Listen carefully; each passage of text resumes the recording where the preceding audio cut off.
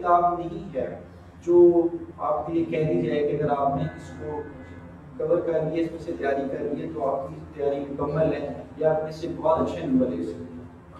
Most of the time ये होता है कि आप किसी किताब को पढ़ के उससे तैयारी करते हैं और पेपर बिल्कुल जो है वो मुख्तलिफ होता है। आपकी ये तैयारी आपको इंश्योर तो नहीं करती कि आपके 100% मार्क्स आएंगे या 90% मार्क्स आएंगे या 80% मार्क्स आएंगे, लेकिन एटलीस्ट आपको इतना एक्सपोजर दे देती है कि आप जो है उसको आपका कॉन्फिडेंस बिल्ड हो जाता है उससे, और आपको थोड़ा सा ये प्रैक्टिस हो जाती है ताकि चीज़ें जो है आप साथ उसमें कवर कर। इस 20 नंबर के लिए हमारे पास अगर 10 घंटे हैं तो हम मेजर जो चैप्टर्स में सिर्फ 5 टॉपिक्स उसको मज़ीद डेवलप कर देंगे। उसमें भी ये होगा कि आके बोर्ड के ऊपर में आपको टॉपिक प्रेजेंट कर दिया जाएगा एक बार 20 मिनट ले लें उसमें या 30 मिनट ले लें प्रेजेंटेशन, आप उसको किस हद तक एब्जॉर्ब कर पाते हैं, नज़म कर पाते हैं, वो तो ज़ाहिर है आपको उसके ऊपर कॉन्सेंट्रेशन लेवल होगा।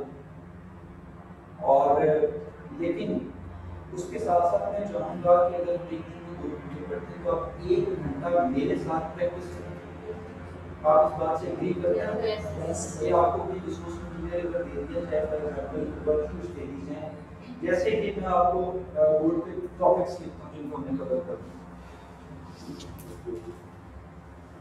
सबसे पहले जो इंस्ट्रक्शन है, जो आपके पास सैंपल पेपर है, उसको अगर हम देखते हैं, क्योंकि जाहिर है हम तैयारी इस तरह जो करेंगे ये उसी को ही फॉलो करते हुए करेंगे। और उसमें सबसे पहला जो उसने क्वेश्चन दिया है वो है मुतरादिफात, अल्फाज, ठीक है। अच्छा, इसमें ये है कि हमने उससे अगर एक one side of the coin उसने टच किया तो हमने other side of the coin को भी एक्सप्लोर करना है, ताकि अगर इससे हट के अगर मुतरादिफ अल्फाज है तो पॉसिबली मुतजाद अल्फाज दे दें, ठीक है।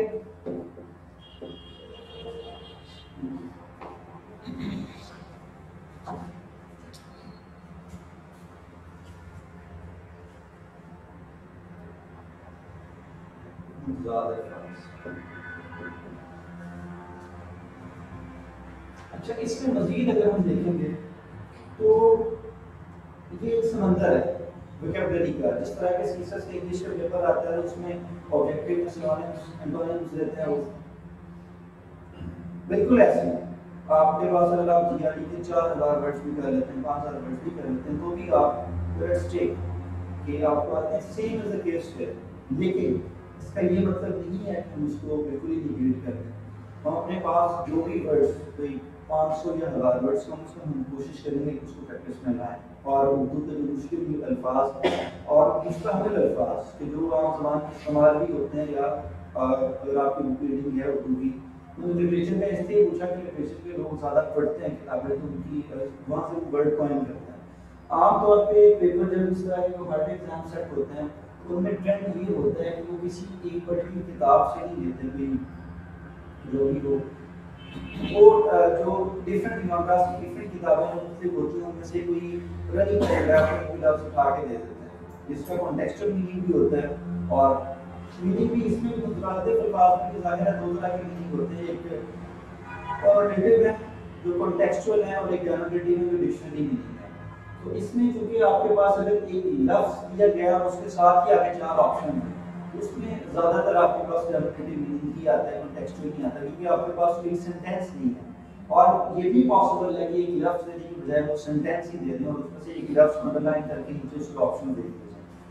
समझ रहे हैं मेरी बात?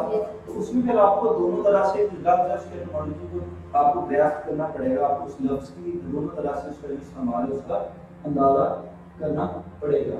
तो एक जो हमारा जो आज का मुकम्मल सेशन होगा वो सिर्फ इसके ऊपर होगा।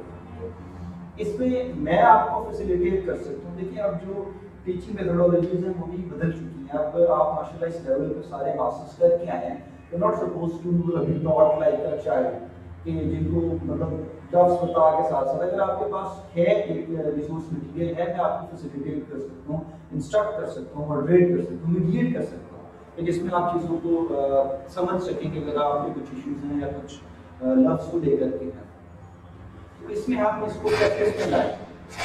मेरा ज़्यादा फोकस आपके साथ आपको लेक्चर्स डिलीवर करने की बजाय आपके साथ वर्कशीट्स प्रैक्टिस करना होगा, ताकि अगर आप यहाँ पे जो भी वर्क गुजारें उसमें आपकी उर्दू की प्रैक्टिस इतनी हो कि अगर आपका फेवरेट उर्दू का पेपर है और आप सिर्फ 3-10 साल में उर्दू की तैयारी करना चाहें, तो कम से कम आप इतनी कॉन्फिडेंट हों, आप चीज़ों की इतनी प्रैक्टिस में अपने खुद हाथ से लेके आ चुके हों कि आपको मज़ीद उसको दोबारा से रिवाइज ना करना पड़ेगा, चीज़ों को इस तरह से ना करना।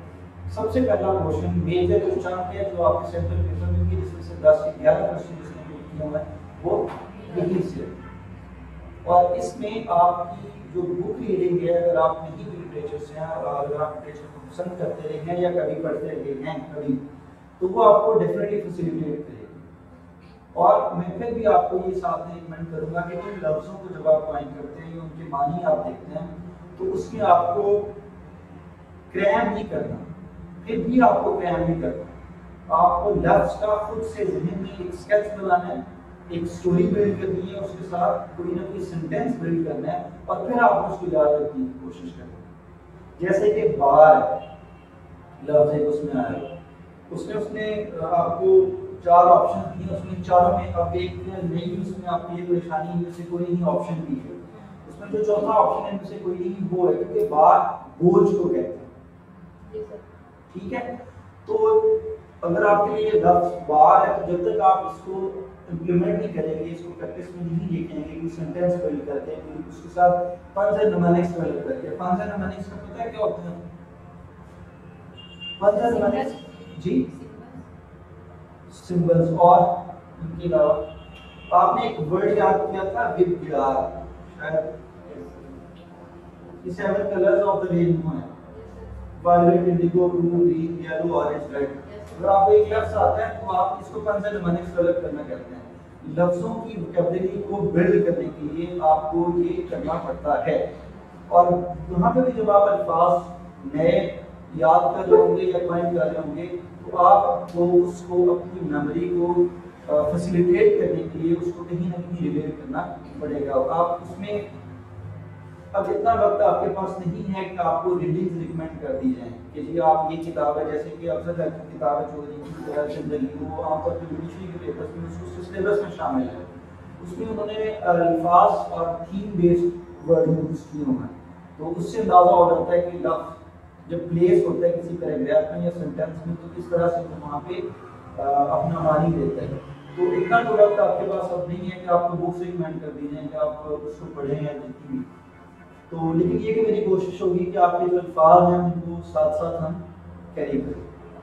क्लियर है ये? इसमें आपका कोई सवाल है? ठीक। दूसरे नंबर पे है आपके पास जुमलों की दुरुस्तगी।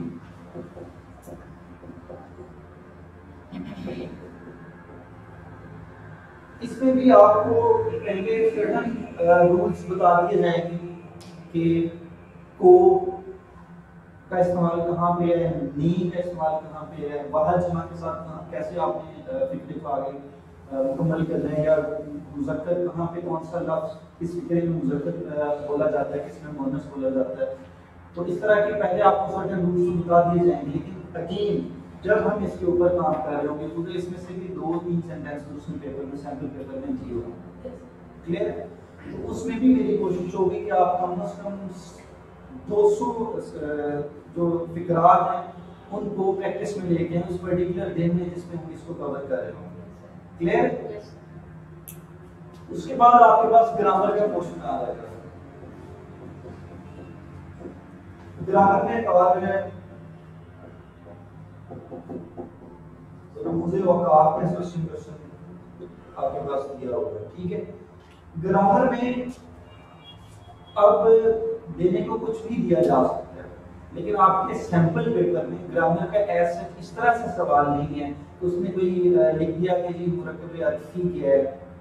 ठीक है, तो उसमें डेफिनेशन लिख दी हो, नीचे 4 ऑप्शन दे दी हो, लेकिन इसके ऊपर एग्जामिनर के ऊपर कोई मुतल्लिक़ नहीं है, वो दे नहीं सकता।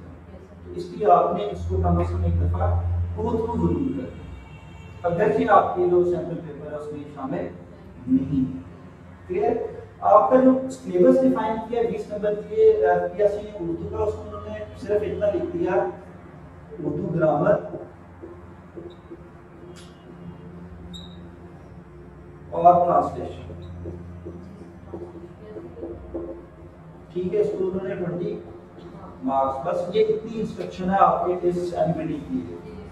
लेकिन जो सैंपल पेपर है उसमें ये जो ट्रांसलेशन है, जब ये ट्रांसलेशन आपके पास आती है तो सबसे पहले तो ज़हन में आपके लिए आता है कि जिस तरह से सीएसएस में अगर ट्रांसलेशन आती है उर्दू से इंग्लिश में, या जो उर्दू का पेपर पीएमएस का होता है उसमें इंग्लिश का पैराग्राफ दिया गया, आपको उसको उर्दू में ट्रांसलेट करना है, तो उसमें आपने ये देखना होता है कि उसमें पूरे का पूरा एक रनिंग पैराग्राफ दिया हुआ होता है और आप उसको कॉन्टेक्स्ट के हवाले से ट्रांसलेट कर रहे हो। ठीक है, लेकिन चूंकि ये ऑब्जेक्टिव पेपर है, आपके पास एमसीक्यूज बेस्ड है, तो इसमें वो ज़्यादा से ज़्यादा जो आपका ट्रांसलेशन का क्वेश्चन कवर करता है, जो उसने इसमें एग्जांपल दी हुई है सैंपल पेपर में जो क्वेश्चंस पुट किए हुए हैं, उसमें उर्दू का फिक्रा लिखा हुआ है, फिक्रात, उर्दू का फिक्रा लिखा हुआ है और नीचे उसने 4 ऑप्शंस में इंग्लिश की उसकी ट्रांसलेशन दी हुई है। क्लियर है?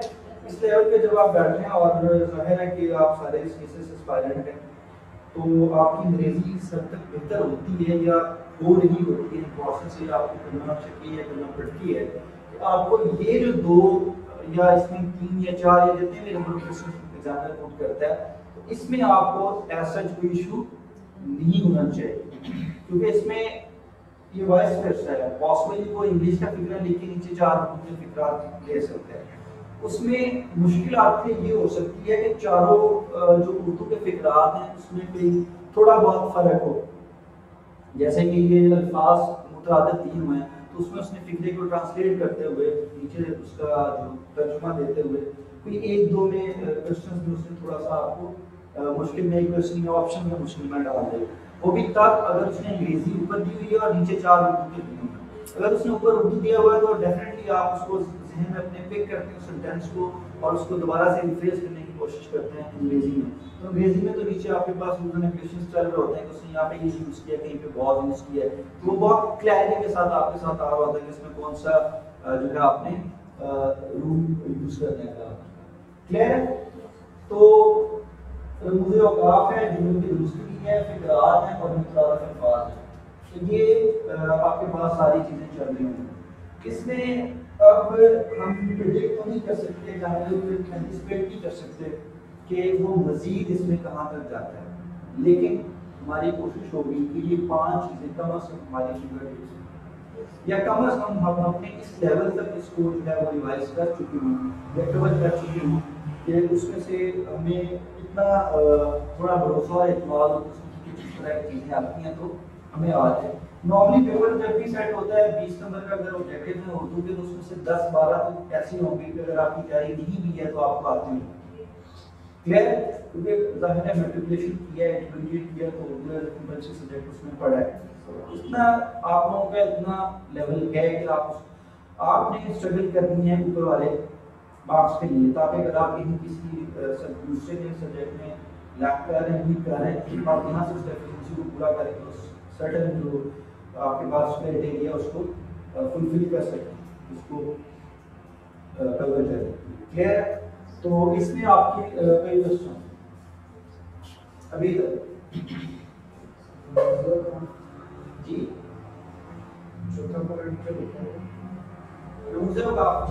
अंग्रेजी में आपने पंक्चुएशन पढ़ा, सॉरी मैं इसे बताना भूल गया, हम वो अगले पे चले गए, फिलहाल तो पंक्चुएशन। अच्छा, इसमें दोनों तरह से दिया जा सकता है पंक्चुएशन को पैराग्राफ क्वेश्चंस में। एक तो जैसे कि सैंपल पेपर में दिया है उसने वक्फे काफी पूछ लिया, जो आप कॉमन यूज करते हैं, ये कॉमन तो इस तरह है, इंग्लिश में इस तरह है, ठीक है, ये कॉमन। तो उसने पहले नीचे ऑप्शंस में दे दिया कि ये किसको कहते हैं, इसका दूसरा नाम सकता है, तो ऑप्शंस में दिया हुआ है। तो लेकिन ये इसका एक और भी तरीका हो सकता है कि सेंटेंस दिया हो उसने और उसने पंक्चुएशन मार्क ना दिया हो, अंडरलाइन किया हो उसको, और नीचे उसने पंक्चुएशन मार्क्स ऑप्शन भी दे दिए, तो आपको वहां से पिक करना पड़ेगा। क्लियर?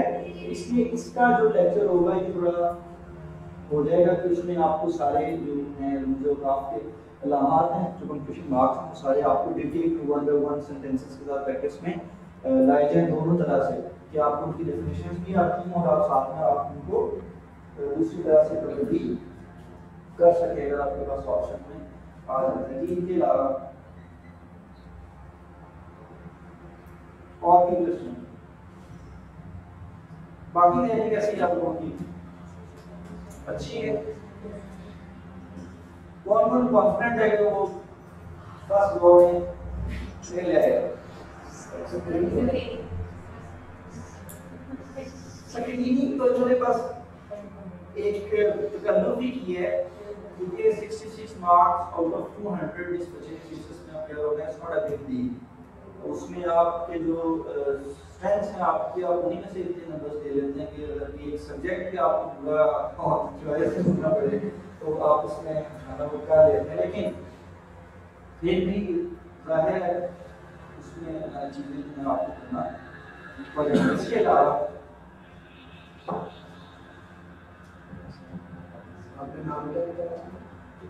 मेरा नाम इस्माइल रहमान दानिश है और दोनों लिटरेचर्स में मैंने मास्टर्स किया हुआ है, लिटरेचर्स में पैशन। और इसके अलावा मेरा टारगेट ये है कि जनरल ह्यूमन रिसोर्स डिपार्टमेंट में इंग्लिश इंस्ट्रक्टर की जॉब है पंजाब पब्लिक सर्विस ठीक है। आपने सीधे जॉब कर रहे हैं, सिर्फ आपने डिग्रीज कंप्लीट की हैं और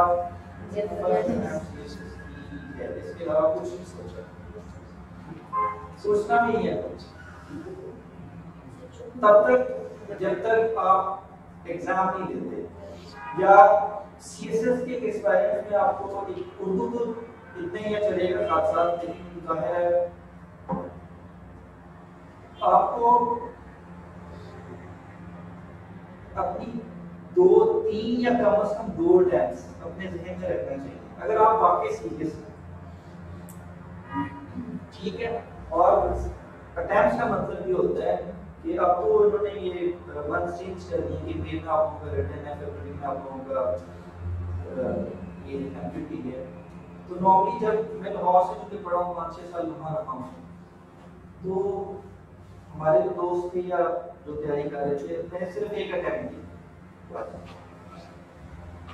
उनका ये था और वो क्वालिफाई जो करके जो भी अपॉइंटमेंट जीती हुई है जो एलोकेट हुई हमारे दोस्तों में से उनकी जो एक मूवी जो मैंने देखी जो मैं आपसे शेयर करना चाहूँगा कि उनकी प्लानिंग ये थी कि अगर उन्होंने मेरे साथ दोस्त ने दिसंबर में थीसिस जमा कराया इंग्लिश लिटरेचर का कॉलेज दमाग में, तो that was the second day कि उसने थीसिस की तैयारी की और ये 2017 की मैं आपसे बात कर रहा हूँ।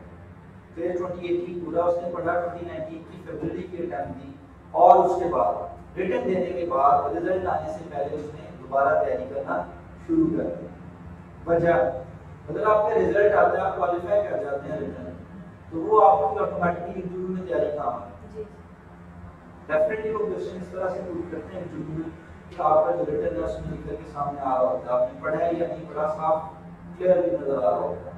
और अगर खुदा ना खास्ता आपका रिटर्न क्वालिफाई नहीं हुआ तो आप अक्टूबर से जब तक होता था अक्टूबर से फरवरी के दरमियान में फिर अगर किताबें देखते हो तो उससे तो बेहतर है कि आप फरवरी से फरवरी तक पूरे एक ईयर में उसको दोबारा से रिवाइज करें। समझ रहे मेरी बात? तो आपको अपने आप को कम से कम 2 चांस तो जरूर देनी चाहिए, 3 तो आपका एफपीएससी देता है, ठीक है, नॉट लेस देन दैट, क्योंकि hard is part of the game कि उसमें जाहिर है ऐसे में आपने कोई अच्छी टेक्निक यूज की और वो एग्जामिनर को पसंद नहीं आई या आपसे कोई टेक्निक में फॉल्ट रह गया, क्योंकि नॉर्मली जो कंपैटिटिव एग्जाम है एसए या पर्टिकुलरली आपके जो कॉम्पोजिशन का पेपर है उसमें हमारे जब हम पढ़ते थे तो आप तो हमें कहते थे कि पता है सिर्फ ये ही नहीं है कि आपने पढ़ा है, आपने पेपर दिए और बस खत्म। ये जो यहाँ से होता है कि पेपर में जो सवाल आया आप उसको वैसे ही समझें जैसे सवाल दिया गया, ऐसे ही पढ़नी होता है। और उसके बाद ये कि आपने लिख भी वही दिए हैं जो सवाल पूछा गया है, उसके बाद तीसरा जो ज्यादा क्रूशियल स्टेप है वो ये कि एग्जामिनर ने वही समझा जो आपने लिखा है, उसको वही समझ आई है जो आपने लिखा। और चौथा उसका मूड है, तो उस वक्त किस मूड में वो आपको पास करने या फेल करने। हम गवर्नमेंट कॉलेज में कॉम्पोजिशन को कभी 15 के पेपर चेक आए थे और सीएसएस के सारे सर हम आपको पढ़ाते थे डॉक्टर साहब उनके पास, तो उससे हमें अंदाजा था कि बहुत cruel of the examiners composition के पेपर उनके पास थे। इसलिए आपको ये भी अपने फील्ड को अपने साथ अपने आप को थोड़ा कंपोज फॉर्म में लेके चलना पड़ेगा। ट्रस्ट भी कि अगर आप एक अच्छी सीरियसली सिंसियरली अटेम्प्ट लेते हैं पॉजिटिवली, आप सीएसएस क्लियर करें ना करें, लेकिन आप अच्छी गवर्नमेंट जॉब में जरूर आ जाए, बिलीव यू। लेकिन शर्त फिर वही है कि अच्छी अटेम्प्ट के साथ, सिर्फ अटेम्प्ट के साथ कि आप प्रॉपर जाना उसको करके। जाहिर आपको आपके ये सेशन एंड हो रहा है, ये सारी बातें आपकी बोरिंग हो रही होगी, लेकिन मेरा आपके साथ पहला दिन है, सो ऑडिट के मैं आपसे कुछ शेयर करूँ। आपको कोई इशू उर्दू में कोई आपके ज़हन में और तरह का आपका तैयारी करने का ख्याल था या स्ट्रेटेजी थी जो आप इससे शेयर करना चाहें, जिसको हम पार्ट ऑफ द सेशन बना सकते हैं अगर उसमें फिट हो आपके ज़हन में कुछ आया? मैंने पेपर दिया था सीख रहा था, उसमें हमने शेयर भी हुआ था और लिखा हुआ था कि ये किसकी तकनीक है, मुझे नाम तो था। अच्छा, यूपीएससी का जो वन पेपर है उसकी जो उर्दू का फॉर्मेट है, उसके जो 10 एमसीक्यूज में वो पुट करता है, और जो सैंपल पेपर है इसका एफपीएससी का उर्दू का सीएससी का, ये थोड़ा सा मुख्तलिफ है मेरे हिसाब से। मैंने दोनों को स्टडी किया, दोनों में ज़्यादा हम लोग तो इसमें आपको थोड़ा सा ना लिटरेचर से वास्ता नहीं है।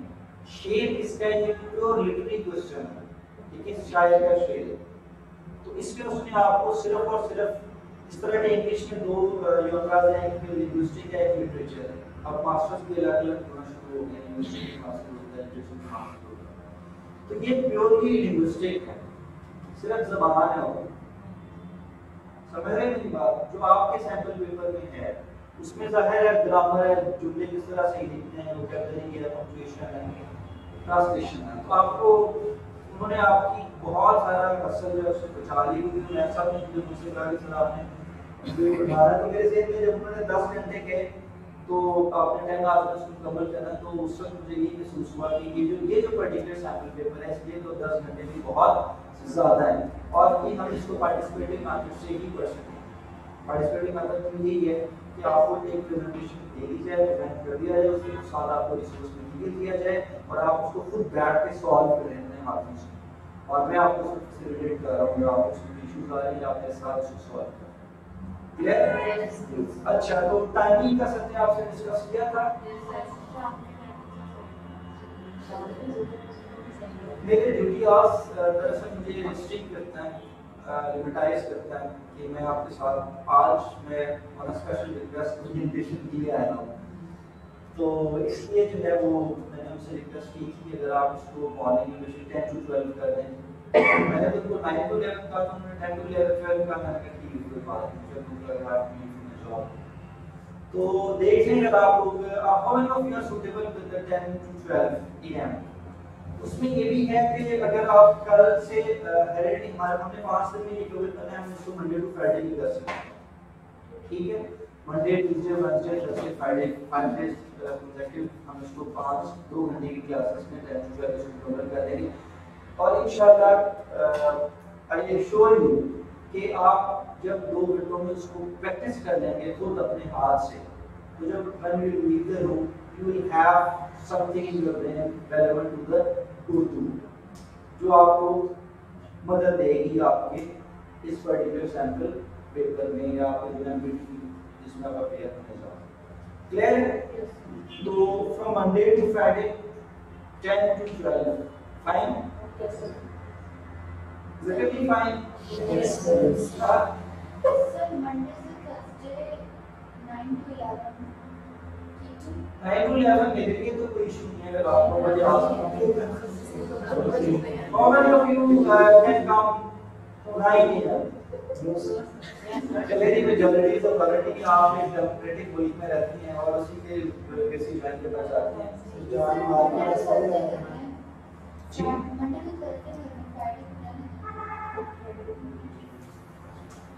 4 दिन का है, 4 दिन में फिर आपकी क्लास पूरी नहीं होने का।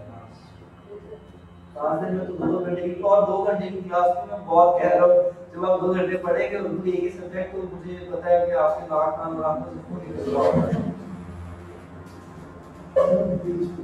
बीच में आपसे शेर सुन रहे हैं। हाँ, वो जाहिर है शेर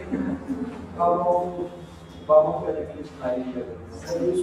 एक शेर मैं आपको आज सुनाता हूँ, वो आपकी तैयारी में आपको फैसिलिटेट करेगा। जब भी आपको ये महसूस हो कि आपने गलत फैसला ले लिया है, या जब भी आपको ये महसूस हो कि आपको आगे तैयारी करना चाहिए या नहीं करना चाहिए, या जब भी आपको ये महसूस हो कि चले ये आप में फीलिंग्स भी प्रोवोक करेगा, डोंट वरी, इसको आप लिख के अपने पास रख लीजिए। अगर आपको पसंद हो, कहना है कि ये कयाम कैसा है रब में, ये कयाम कहते हैं रुकने को, ठहरने को। ये कयाम कैसा है रब में, तेरे ज़ौक़े इश्क को क्या हुआ। यहाँ ज़ौक़े इश्क आपका ब्लूप्रिंट बनता है, ठीक है। ये कयाम कैसा है रब में, तेरे ज़ौक़े इश्क को क्या हुआ। अभी 4 कांटे चुभे नहीं, तेरे सब इरादे बदल गए।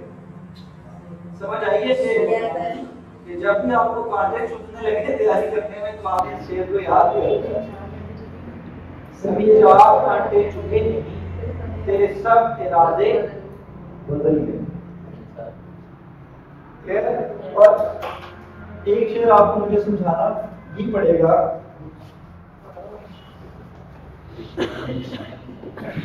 ये गुलाम मोहम्मद कासिर का शेर है, ये आपको पूरी जिंदगी काम आएगा। वो कहता है, शौक बरहना पा चलता था और रास्ते पथरीले थे।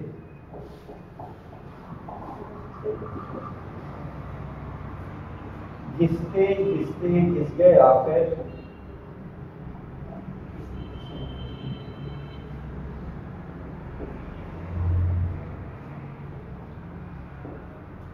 कंकर जो नौकीले थे।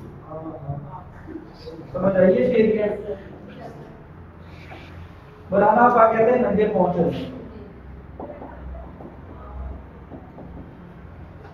शौक जो होता है वो तो ऐसे ही होता है कि अगर आपने कोई एक चीज करने की ठान ली है, तो फिर उसके रास्ते में मुश्किलात तो आती हैं, हार्डशिप्स तो आती हैं। और लेकिन वो कहते हैं कि जब भी इसमें शौक बनाना पा चलता था कि शौक नंगे पांव चलता है और रास्ते पथरीले थे, रास्ते में पत्थर ही पत्थर है। कि जब आपने कुछ काम करने का ठान लिया, आपके पास ये लैक ऑफ रिसोर्सेज को शो करता है कि या तो आपके पास अच्छा ऐसे लिखने की स्किल नहीं है, या आप अंग्रेजी ग्रामर में अंग्रेजी में थोड़े कमजोर हैं, या कोई सब्जेक्ट आपको पसंद नहीं है, या पेपर्स बहुत ज्यादा है, कुछ भी है। पत्थर ही पत्थर है, रास्ते में मुश्किलात है। लेकिन जब आप उसको करना शुरू करते हैं, स्टार्ट करते हैं, तो फिर आहिस्ता आहिस्ता वो कंकर जो नोकदार होते हैं, जो आपके पाँव में चुभते हैं, वो भी राउंड हो जाते हैं, वो भी गोल होना शुरू हो जाते हैं। आपको तंग नहीं करते, कम से कम फैसिलिटेट करके तंग नहीं करते। ठीक है, क्लियर है जी। आज की मेरी तरफ से ओरिएंटेशन लिखी है, अगर आप इसको मजीद करना चाहते हैं तो, क्योंकि हमारा असल क्लास जो है वो Monday to Friday 10 to 12 AM ही होगी इंशाल्लाह। और उसी में जब हम एक टॉपिक को लेके चल रहे होंगे तो उसमें मजीद हमें ज़्यादा